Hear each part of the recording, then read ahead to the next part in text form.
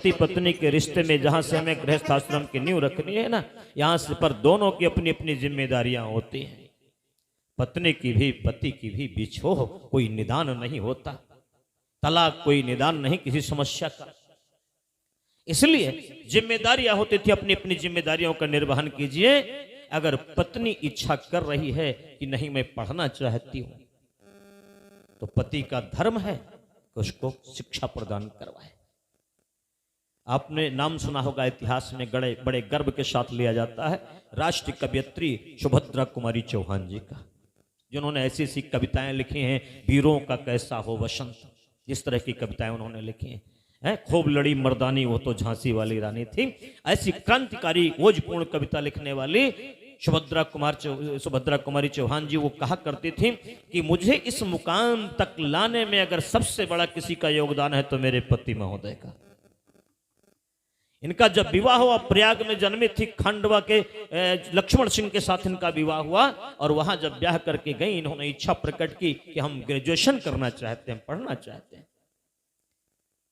पतिदेव ने कहा जितना पढ़ना चाहो उतना पढ़ो।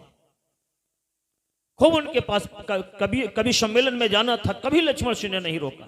वो भी क्रांतिकारी थे, इतिहास गवाह है। माखन लाल चतुर्वेदी और लक्ष्मण सिंह दोनों मिल करके एक पत्रिका थी जिसका संपादन करते थे, संभवतः वो कर्मवीर पत्रिका थी, शायद उसका संपादन करते थे। और जब माखनलाल चतुर्वेदी को जेल हो जाए तो लक्ष्मण सिंह संभालते थे, लक्ष्मण सिंह को जेल हो जाए तो माखनलाल चतुर्वेदी संभालते थे। और सुभद्रा कुमारी चौहान भी आजादी के आंदोलन में जेल तक गई है। उन्होंने चाहा मुझे इस मुकाम तक जाना है, तो पति ने सहयोग किया। ये पति का धर्म होता है। कई बार तो ऐसे पति मिल जाते हैं, पत्नी बेचारी पढ़ी लिखी नहीं है, ज्यादा टिप टाप नहीं है, अपने पति के साथ कहीं जाने की इच्छा करे, तुम रोज रोज जाते को हम चलो टहराला बेड़ी कहविल में तो दी कोई टकते बोले शहर ना बात करे, तुम्हें कल के कहा जीवा चार आदमी फड़िया दी नाक कटावे खाए। अरे मान्यवर, उसे सहूर नहीं तो तुम्हें तो सहूर है, तो अपना सहूर उसको सिखाओ ना, है?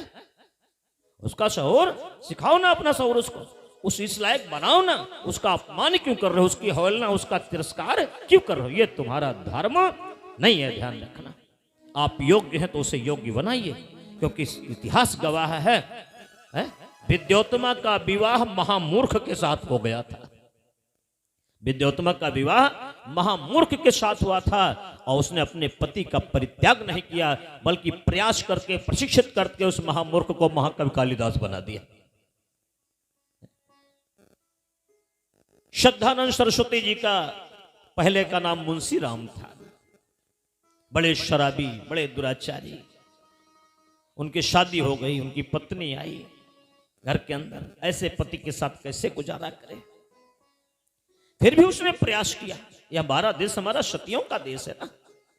उसने प्रयास किया, रोज उनके लिए दिन का खाना तो खाती थी, सुबह खिलाती थी तब खाती थी, लेकिन शाम को न मुंशी राम खाते, नशे में डूब जाते, न वो खाती, आटा गुथा रह जाता।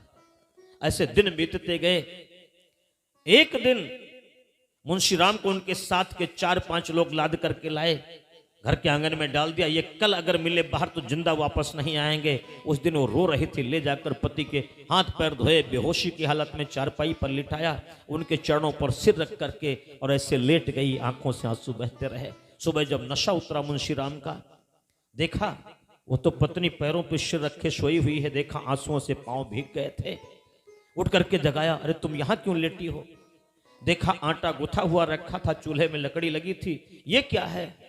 कहा आपके लिए ये आज है, मेरे लिए तो रोज का काम है।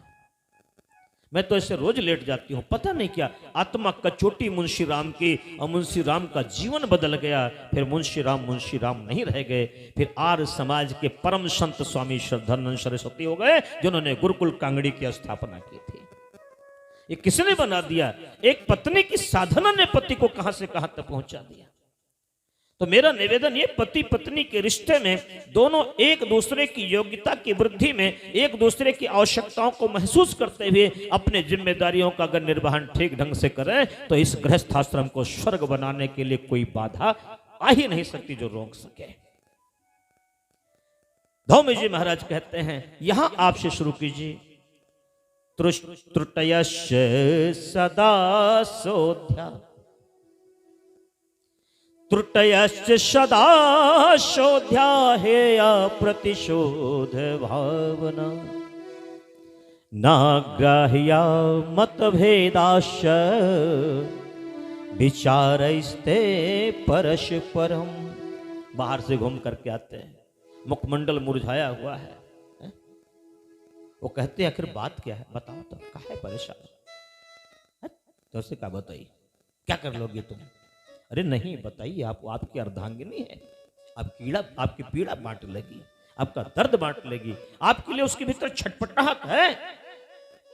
आपका मुखमंडल मुरझाता है तो उसका मुख कमल पहले मुरझा जाता है। आप दो अलग नहीं हैं, आप दो को मिलाकर के एक ही बनते हैं। शरीर दो है, आत्मा एक होती है। और वही पति पत्नी मिलकर के गृहस्थाश्रम को स्वर्ग बनाते, जहां पर ऐसे रिश्ते हों। अगर पत्नी को अपनी पीड़ा बतानी पड़े तब पति समझे तो साहब संबंध अभी ठीक नहीं है, और अगर पति को अपनी आवश्यकता बतानी पड़े तब पत्नी समझे ना, तो अभी कहीं ना कहीं कमजोरी है। ऐसी स्थिति में आइए जहां बिना बताए पता चल जाए। माता जानकी जी को बताया था कहीं प्रभु राम ने? नहीं। रामायण में गोस्वामी जी ने लिखा है ना कि उतरी ठाड़ी भय सुर शरीरेता, उतरी ठाड़ी भय सुर शरीरेता, श्री राम गुहलखन समेता, श्री राम गुहलखन समेता, श्री राम गुहलखन समेता, श्री राम गुहलखन समेता। केवट उतरी दंडवत कीन्हा, केवट उतरी दंडवत कीन्हा, प्रभु सकुचे यही कछु नहीं दीना, प्रभु सकुचे यही कछु नहीं दीना।